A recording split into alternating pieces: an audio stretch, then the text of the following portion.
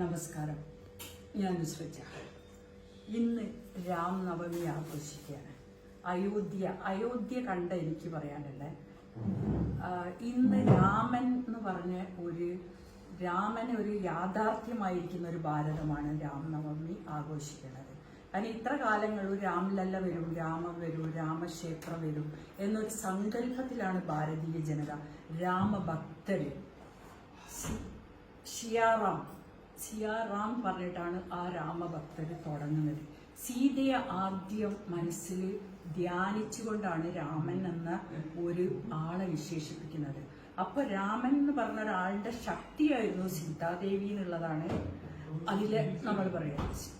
ഞാൻ അയോധ്യയിൽ പോയ ഞാൻ ആ രാംലല്ലയുടെ ആദ്യ ദിവസം പങ്കെടുത്ത ആ ഒരു 30 കോടി ദേവതകളും ദേവന്മാരും ഒന്നിച്ചുള്ള ഒരു സദസ്സിൽ ഇന്ത്യയുടെയും ലോകത്തിന്റെ നാനാഭാഗത്തു നിന്നുള്ള വിശേഷമായ സമ്മാനങ്ങളും ആളുകളും കൂടിയ ഒരു സദസ്സിൽ എനിക്ക് എത്താൻ പറ്റിയപ്പോൾ ഞാൻ അയോധ്യയിൽ കണ്ട കാഴ്ചകളാണ് ഈ ഒരു രാമൻ എന്നൊരു സങ്കല്പം അവർ കാത്തിരുന്നത്. രാജ്യത്തിന്റെ ധർമ്മത്തിന്റെ രാമക്ഷേത്രം എന്ന് പറയുന്നത് ഐക്യത്തിന്റെയും സമാധാനത്തിന്റെയും ധർമ്മത്തിന്റെയും ഒരു സ്ഥാപനമായിരുന്നു.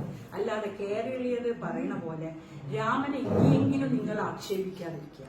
ഈ രാംനവമി ദിവസത്തിൽ ആദ്യത്തെ രാമൻ രാജ്യത്തിൽ 500 വർഷങ്ങൾക്ക് ശേഷം വന്ന ആ രാമനെ ഇനിയെങ്കിലും ആക്ഷേപിക്കാതെ ഈ രാമക്ഷേത്രം എന്നുള്ളത് ഭാരതീയ ജനതയുടെ ഭാരത സംസ്കാരത്തിന്റെ ധർമ്മരാജ്യം, അഖണ്ഡ ഭാരതം, ആർഷ ഭാരത സംസ്കാരം എന്നതിന്റെ അടിസ്ഥാനമായ ഒരു കാര്യമാണെന്നുള്ളത് മനസ്സിലാക്കണം. കാരണം അത് ഞാൻ നേരിട്ട് അനുഭവിച്ച ഒരാളാണ്. അവിടെ രാമനെ സ്വീകരിക്കാനും രാമനെല്ലാം ആസ്വദിക്കാനും ആദ്യ ദിവസങ്ങളിലെത്തിയിട്ട് ഇന്ത്യയുടെ നാനാഭാഗത്തുള്ള സന്യാസിമാരും ഗുരുക്കന്മാരും ഒക്കെ, അതേപോലെ ലോകത്തിന്റെ നാനാഭാഗത്തുള്ള അതിഥികളും വന്നു.